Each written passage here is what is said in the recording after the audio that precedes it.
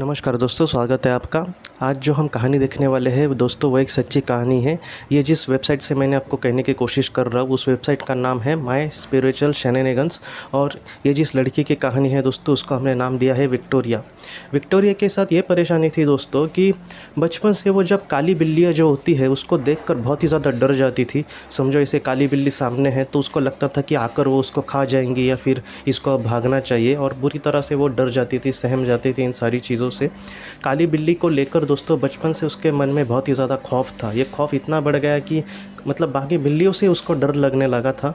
बाद में जब दोस्तों इसने अपना पास्ट लाइफ रिग्रेशन करवाने का उसको जब योग आया और उसको भी इच्छा हुई कि पास्ट लाइफ रिग्रेशन वो करे, तब उसने ये देखा दोस्तों, एक जन्म में वो एक गांव में एकदम जैसा पुराना जैसा गांव होता है वैसा उसका जन्म था, और ये बहुत ही गरीब घराने की लड़की थी।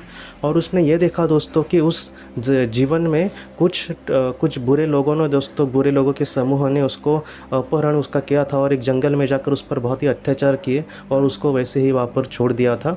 और तकरीबन ये रात का समय, मतलब रात तब होने वाली थी, और इस वजह से वो जंगल से रास्ते तक मतलब जा नहीं सकती थी गांव में। तो इस वजह से ये वहाँ पर घूमती रही, तो वहाँ पर एक गुफ़ा उसको दिखी दोस्तों। तो इसने ये सोचा कि ये आज रात एक गुफ़ा में दिन काटेगी और बाद में रात काटेगी, और बाद में दिन में किसी तरह से अपने गाँव पहुँच जा सकती है अपने घर पर। लेकिन जब वो दोस्तों गुफ़ा में ठहरी थी, तब अचानक उसने ये देखा कि एकदम मतलब आधी रात जब हुई थी, तब उसके सामने दोस्तों तेंदुए खड़े थे, जिसे हम ब्लैक पैंथर कह सकते हैं। जो ब्लैक पैंथर थे वो वहाँ पर उसके सामने खड़े थे और वो घुरघुरा रहे थे इसको। और बाद में ये कहने लगी कि वो बहुत डर गई कि अब उसको आकर मारेंगे। और वो तेंदुए ने दोस्तों 3-4 तेंदुए ने उन पर हमला कर दिया, और इस तरह से उस लड़की का उस जन्म में अंत हुआ था।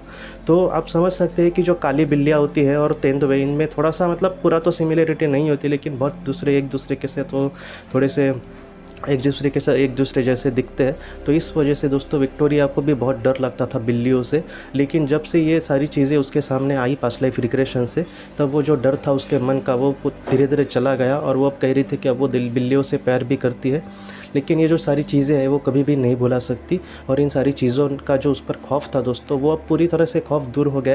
लेकिन फिर भी जो दुख उस आत्मा ने उस वक्त उठाया था, आप समझिए दोस्तों, एक तो लोगों ने उस पर अत्याचार किए। मतलब ये जब कहानी मैंने पढ़ी बहुत दुख हुआ मुझे कि मतलब कितना एक इंसान, एक लड़की कितना दुख सहन कर सकती है। एक तो लोगों ने उस पर अत्याचार किया और उसके बाद इस तरह से मृत्यु किसी की होना बहुत बुरी बात है।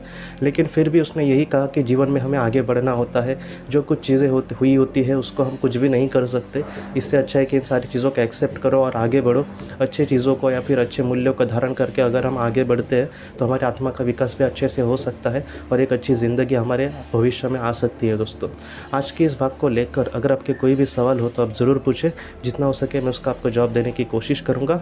हम अपनी अगली वीडियो में मिलते हैं। आप अपने परिवार का ख्याल रखना। आपका बहुत बहुत धन्यवाद। ज़िंदगी की रोशनी ये संस्था ऐसे लोगों के लिए काम करती है जिन्होंने किसी अपने को खोया है, या फिर जो लोग अपनी ज़िंदगी में बहुत ही ज़्यादा दुखी है।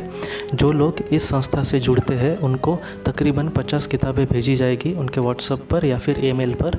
ये किताबें आत्मलोक या फिर मौत के बाद हमारे साथ क्या होता है, इन सारी चीज़ों की आपको पूरी तरह से जानकारी देगी। और इसके साथ साथ आपको एक पास्ट लाइफ रिग्रेशन थेरेपी की ऑडियो भी भेजी जाएगी।